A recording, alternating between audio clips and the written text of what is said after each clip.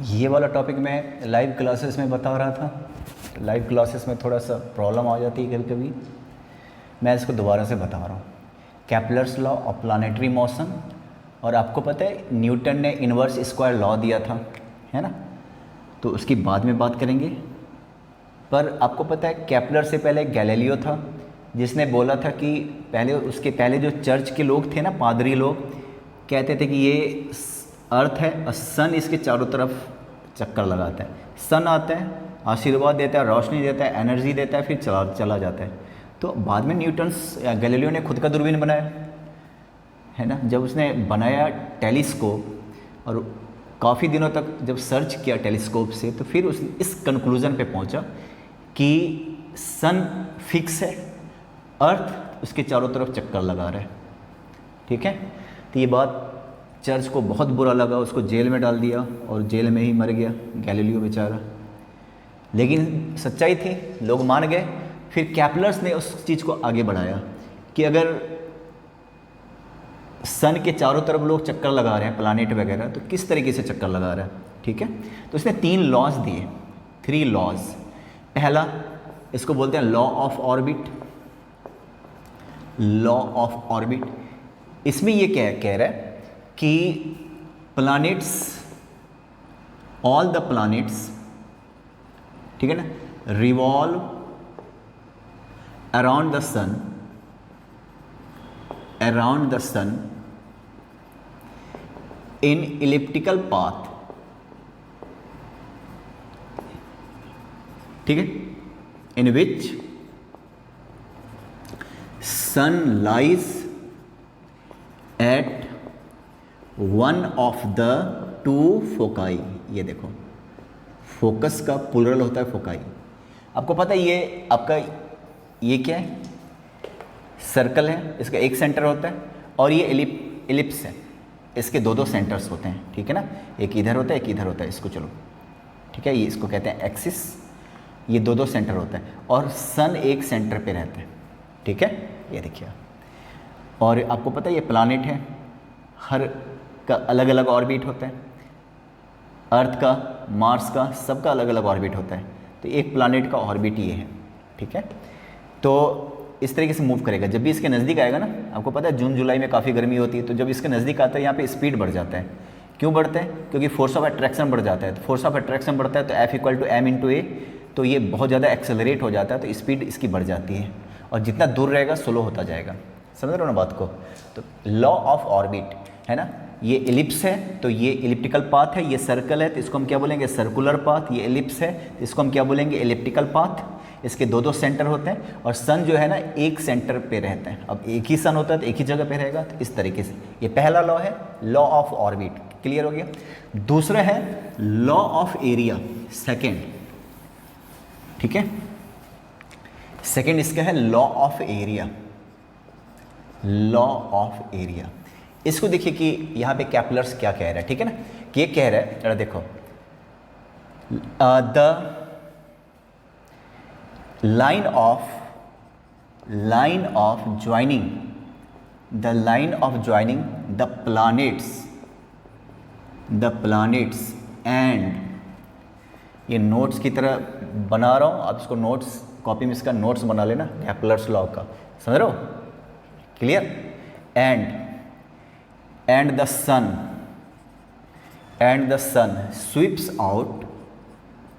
sweeps out equal areas in equal intervals of time। अब इसको देखिए, the line of joining the planets and the sun sweeps out equal area in equal interval of time. अब मैं आपको बता रहा हूँ, देखो क्या है चीज़ है ये, देखो ये इलिप्टिकल पाथ है, यहाँ पे कहीं पे सन है, ठीक है। मान लो अर्थ की बात करो, अर्थ दूर चला जाता है दिसंबर जनवरी में, मान लो दिसंबर 1 को यहाँ पे, ठीक है ना, और दिसंबर 21 को यहाँ पे आ गया, या यहाँ पे आ गया दिसंबर 21 को, स्पीड कम है, यहाँ पे आ गया। तो लाइन ज्वाइनिंग प्लानेट, तो प्लानेट की बात हो रही है तो प्लानेट हमेशा लाइन का मतलब सेंटर से मिलाओ, कहते हैं ये वाला एरिया, यहाँ से यहाँ तक एरिया कितने दिन में फॉर्म किया है, या चलो इसको 21 ले लेता हूँ, 20 दिन में, दिसंबर 1 से लेके दिसंबर 21, 20 डेज में इतना एरिया बनाया।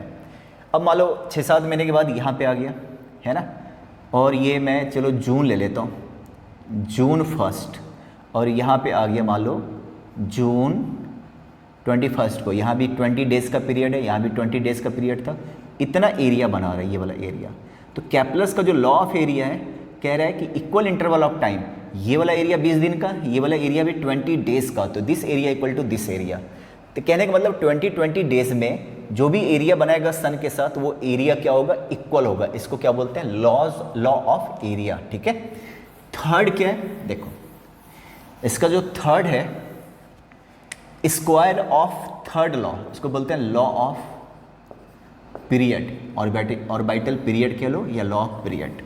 ठीक है ना। तो स्क्वायर ऑफ, ये लो ऐसे लिख लेता हूँ, square of orbital period equal to cube of mean distance of sun and planets, है ना। क्या कह रहा है, जरा एक बात बताओ, ये सन है, ये अर्थ है, अर्थ सन के चारों तरफ कितने दिन में चक्कर लगा रहता है, 365 डेज लगभग, राइट ना। तो ये इसका ऑर्बिटल पीरियड हो गया, मतलब time taken to finish one round या complete revolution is called time period, है ना। एक कंप्लीट चक्कर लगाने में जो समय लगता है उसको बोलते हैं टाइम पीरियड। अर्थ की बात करो तो वो चक्कर कितने दिन में खत्म होता है, 365 डेज में, है ना। और मीन डिस्टेंस क्या कह रहा है, जरा देखो मीन डिस्टेंस का मतलब क्या है, क्योंकि यहाँ पे डिस्टेंस नहीं मीन डिस्टेंस यूज किया हुआ है। आपको पता है एलिप्टिकल पाथ है, सन यहाँ पे, अर्थ देखो तो ये डिस्टेंस नज़दीक आ गया, तो ये डिस्टेंस मतलब एवरेज। मीन का मतलब क्या होता है, एवरेज, कभी दूर होता कभी नज़दीक होता, तो एवरेज ले लिया। ठीक है ना। तो ये इसी लॉ को यूज किया है न्यूटन्स, मतलब देखो तो ऑर्बिटल पीरियड को टी लेट कर लिया, T² R3 ये दे रखा। ठीक है ना। ये थर्ड लॉ को न्यूटन ने यूज किया। अब इसका अगला पार्ट हम देख रहे हैं, देखो तो how it was helpful in formulation of inverse square law. तो न्यूटन ने जो बनाया ना, पहले न्यूटन के लॉ को समझते हैं। ठीक है। आपको पता है लॉ ऑफ ग्रेविटेशन क्या है न्यूटन का, F equal to G m1 m2 upon R²। अगर तुम बात कर लो, आप ये देखिए एक फिगर बना देता हूँ यहाँ पे, देखो जरा, ये इलिप्टिकल पाथ है, या चलो मीन डिस्टेंस सन ऐसा ले लेता हूँ और ये इलिप्टिकल सर्कुलर कर लेता हूँ, है ना, एवरेज ले लेता हूँ सबका। यहाँ पे क्या रखा मैंने, सन, और ये हो गया अर्थ। ठीक है। यहाँ पे तो ये डिस्टेंस r कभी कम होगा कभी ज़्यादा होगा, इसलिए एवरेज ले लिया r। ठीक है। अब यहाँ पे मास, एक मास अर्थ का लेना पड़ेगा, एक मास सन का लेना पड़ेगा। अब जरा बताओ, ये तो कांस्टेंट, अर्थ का मास कभी चेंज होता है क्या, नहीं। सन का मास कभी चेंज होता है क्या, नहीं। तो क्या होगा, सिर्फ किस पे डिपेंड करेगा, जी भी कांस्टेंट, ये सारे अगर कांस्टेंट है तो आपको पता है ये न्यूटन का लॉ पढ़ा था। पहला न्यूटन ने क्या कहा था, F proportional to m1 m2, और दूसरा क्या बोला था, 1 अपॉन R², मतलब डिस्टेंस का स्क्वायर। तो ये वाला आइडिया कहाँ से आ गया, ये तो चलो ठीक है, पर ये जो इसको बोलते हैं, इसी वजह से बोलते हैं न्यूटन्स का जो ये लॉ है ना, इसको बोलते हैं inverse square law. Inverse square law, inverse का मतलब उल्टा, 1 अपॉन स्क्वायर लॉ, किसका स्क्वायर, डिस्टेंस का। ये आइडिया कहाँ से आया इसके मन में, इसको समझो जरा, ये आइडिया आया कहाँ से। तो इसका कंसेप्ट ये है, जरा देखो ये इसके दिमाग में आया कहाँ से, तो न्यूटन जो कैपलर्स का जो थर्ड लॉ था ना, उसको यूज किया। समझिए कैसे यूज किया। अब जरा देखो, जब भी कोई सर्कुलर पाथ में मूव करता है कोई भी चीज़, अब यहाँ पे सन है तो सन तो खींच रहा है, ये अर्थ है इसको खींच रहे है ना, ये गोल गोल घूम रहा है, तो ये जो फोर्स है इसको हम क्या बोलते हैं, सेंट्रीपेटल फोर्स। ये जो F है इसको हम क्या बोलेंगे, सेंट्रीपेटल फोर्स। और ये फोर्स क्यों जनरेट हुआ, फोर्स ऑफ अट्रैक्शन की वजह से। सन सारे प्लैनेट को अपनी तरफ खींचता है, सारे प्लैनेट को। पूरे सोलर सिस्टम में सन का मास, अगर पूरे सोलर सिस्टम का मास अगर 1000 kg है ना, तो सन 998 kg का हो गया। बाकी 2 किलो में सारे प्लैनेट आ गए, मार्स आ गया, सब कुछ आ गया, मून आ गया, प्लानेट सैटेलाइट सारे आ गए, देख रहे हो ये। तो इतना भारी होता तो सबको अपनी तरफ खींचता। तो जब कोई चीज़ गोल गोल घूमता है ना, तो सेंट्रीपिटल फोर्स तो देख ही रहा, तो साथ में एक और फोर्स लगता है जिसको बोलते हैं, इसको चलो एफ डैश कह लेता हूँ, इसको बोलते हैं सेंट्रीफ्यूगल फोर्स। क्या बोलते हैं इसको? Centrifugal force. और ये एक इमेजनरी फोर्स होता है, ये सिर्फ आप इमेजिन कर सकते हो, कल्पना कर सकते हो। और आप बड़ा गौर से देखो, मान लो आप ऐसे लेके साइकिल लेके जा रहे हो, अचानक ऐसे मुड़ना पड़ेगा, तो आप साइकिल को ऐसे कर लेते हो नहीं, झुका लेते हो कि नहीं? क्या होता है कि आप ऐसे साइकिल लेके जा रहे हो और बिना मुड़े अपने आप को झुकाए ऐसे मूव कर लो तो गिरोगे कि नहीं?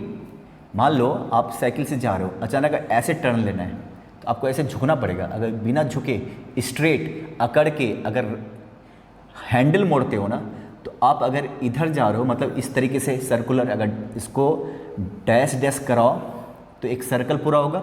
मतलब इस तरीके से अगर सर्कुलर पाथ में अगर जा रहे हो और आपने अपने आप को ऐसे नहीं मोड़ा तो आप इधर जाके गिरोगे, सेंटर से दूर। अगर इधर सेंटर है तो सेंटर से दूर। इसको बोलते हैं सेंट्रीफ्यूगल फोर्स। सेंट्रीपिटल फोर्स क्या होता है? Towards the centre. Centrifugal force होता है away from centre. Centrifugal force असल में ये जो सेंट्रीपेटल है ना, उसी का ये क्या होता है? उसी का ये रिएक्शन होता है, न्यूटन्स लॉ। ठीक है ना? क्या होता है, अगर आप बस में खड़े हो, कोई सपोर्ट नहीं है, कोई हैंडल वैंडल नहीं पकड़ा हुआ है, अचानक बस ने इधर टर्न लिया, ऐसे ऐसे बस टर्न लगी, तो अगर आपने हैंडल वैंडल नहीं पकड़ा ना, तो आप उस साइड जाके गिरोगे, उधर जाके गिरोगे, है ना? बस तो इधर टर्न ले रही है, ठीक है, आप यहाँ पे खड़े हो तो आप सेंटर इधर है बस का, इस रास्ते का सेंटर यहाँ पे, आप दूर जाके गिरोगे सेंटर से दूर। वो क्या है? सेंट्रीफ्यूगल फोर्स है। तो ये जान लीजिए आप पहले। तो ज़रा एक बात बताओ, यहाँ पे जब भी कोई चीज़ मूव करता है तो सेंट्रीफ्यूगल फोर्स लगता है। अब एक दो चीज़ और देखिए, एफ यहाँ पे मैंने क्या लिया? Centripetal force. अब ये फोर्स क्यों? Due to attraction of sun. Due to attraction of sun. तो बेसिकली ये क्या है? अट्रैक्टिव फोर्स है, सन सबको अपनी तरफ खींच रहा है, इसलिए गोल गोल। तो ये सेंट्रीपेटल फोर्स हुआ टुवर्ड्स द सेंटर। तो क्लियरली लेट कर लो, F dash is centrifugal force. Centrifugal force, ये सेंट्रीफ्यूगल फोर्स हो गया। और आप बस ये रट लेना कि सेंट्रीफ्यूगल फोर्स का वैल्यू होता mv²/r, है ना? तो मूव कौन कर रहा है? अर्थ मूव कर रहा है या ये प्लानेट? तो मास हम इसका लेंगे, इसके मास से कोई लेना देना नहीं है, क्योंकि वो मूव कर ही नहीं रहा। अगर वेलोसिटी है तो इसका है, इसका कोई वेलोसिटी नहीं है। ये हो गया फॉर्मूला mv²/r। अब v कैसे निकालते हो? Distance upon time. Distance upon time. अगर ये अर्थ होता तो अर्थ को एक कंप्लीट चक्कर लगाने में कितना दिन लगता है सन का? 365, 365 डेज। तो ये टाइम पीरियड हो गया। तो v, अब डिस्टेंस कैसे निकालते हो? सर्कल का डिस्टेंस कैसे निकाला जाता है? 2πr। r क्या हो गया? इसका रेडियस, जिसको हम बोलते हैं मीन डिस्टेंस। ये radius mean distance 2πr। Time ये जिसको ऑर्बिटल पीरियड बोलते हैं, ये t क्या हो गया यहाँ पे? Orbital period. ऑर्बिटल पीरियड मतलब वन कंप्लीट रिवॉल्यूशन में जो टाइम लगता है उसको बोलते हैं। तो v इक्वल टू क्या हो गया? 2πr/t। हो गया कि नहीं हो गया? देखो जरा। अब मैं यहाँ पे पुट करने वाला हूँ। एक चीज़ आप जान लो कि जब भी आप गोल गोल लगाते हो ना, आप एक काम करना, ये गिलास में पानी है, ठीक है, इसको भर लेना और इसको ऐसे से घुमाओ, गोल गोल ऐसे ऐसे करके घुमाओ, हाथ ऐसे करके और ऐसे से घुमाओ, ऐसे से करके, इस तरीके से इसको घुमाओ। क्या होगा? नीचे तो चलो पानी गिरेगा नहीं, लेकिन जब ऊपर भी लेके जाओगे ना तो पानी तब भी नहीं गिरेगा अगर जोर से इसको घुमाते हो। क्योंकि जब भी आप गोल गोल घुमाते हो ना, तो चलो एक फोर्स तो लग रहा है, हाथ से आप खींच तो रहे हो, मसल्स पे फोर्स लग रहा है, सेंट्रीपेटल फोर्स, लेकिन इसके अंदर जो पानी है ना, इस पर भी फोर्स लग रहा है अवे फ्रॉम सेंटर। इसको हम क्या बोलते हैं? सेंट्रीफ्यूगल फोर्स बोलते हैं। आप ग्लास में पानी भर के आज घुमाना, देखना तेज़ी से, कभी भी पानी नहीं गिरेगा। ऊपर होगा तब भी पानी नहीं गिरेगा, क्योंकि पानी पे ऊपर की तरफ लग रहा है, क्योंकि जब घूम रहा है ना सर्कल, सेंटर इधर है, तो है ना, ऊपर की तरफ फोर्स लगेगा, उसको हम बोलते हैं सेंट्रीफ्यूगल फोर्स, ऐसा बोलते हैं। देखो आप, क्लियर है भाई? ये तो ये चीज़ क्लियर हो गया। अब मैं लगाता हूँ यहाँ पे, है ना, ठीक है, देख लो।